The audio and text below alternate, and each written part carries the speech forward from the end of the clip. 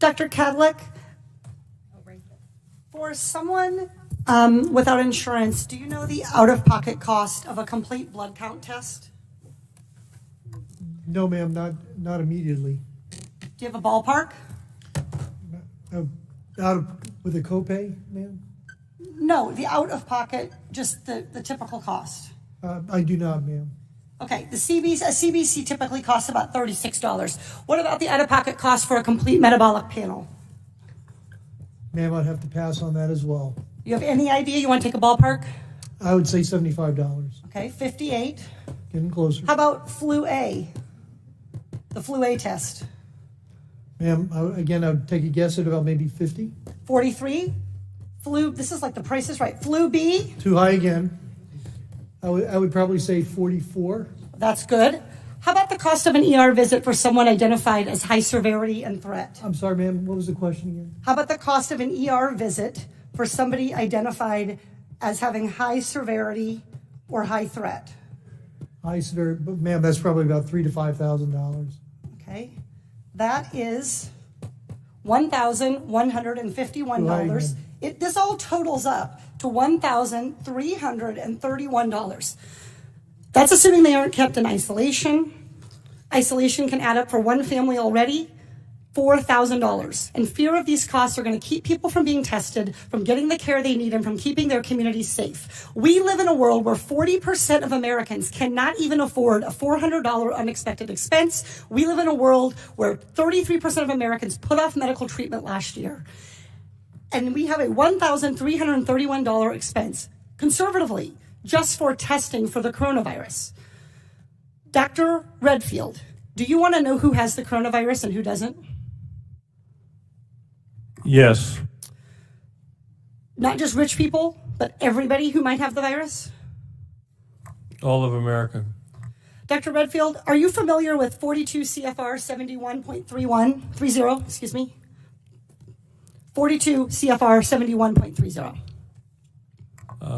The Code of Federal Regulations that applies to the CDC. 42 CFR 71.30.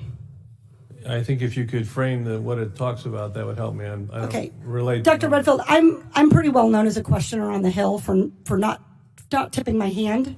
I literally communicated to your office last night and received confirmation that I was going to be asking you about 42 CFR 71.30. This provides the director may authorize payment for the care and treatment of individuals subject to medical exam, quarantine, isolation, and conditional release. That I know about, and my office did tell me that. I just didn't know the numbers, ma'am. That's Congresswoman. Great, so you're familiar. Dr. Redfield, will you commit to the CDC right now using that existing authority to pay for diagnostic testing free to every American regardless of insurance? Well, I can say that we're going to do everything to make sure everybody can get the care they need. Reclaiming my time. Dr. Redfield, you have the existing authority. Will you commit right now to using the authority that you have vested in you under law that provides in a public health emergency for testing, treatment, exam, isolation without cost? Yes or no?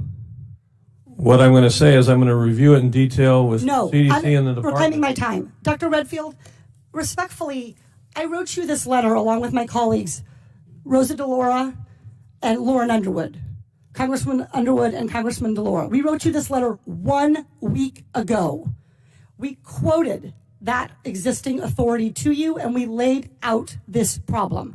We asked for a response yesterday. The deadline and the time for delay has passed. Will you commit to invoking your existing authority under 42 CFR 71.30 to provide for coronavirus testing for every American regardless of insurance coverage? What I was trying to say is that CDC is working with HHS now to see how we operationalize that. Dr. Redfield, I hope that answer weighs heavily on you, because it is going to weigh very heavily on me and on every American family. Our intent is to make sure every American gets the care and treatment they need at this time of this major epidemic, and I'm currently working with HHS to see how to best operationalize it. Dr. Redfield, you don't need to do any work to operationalize. You need to make a commitment to the American people so they come in to get tested.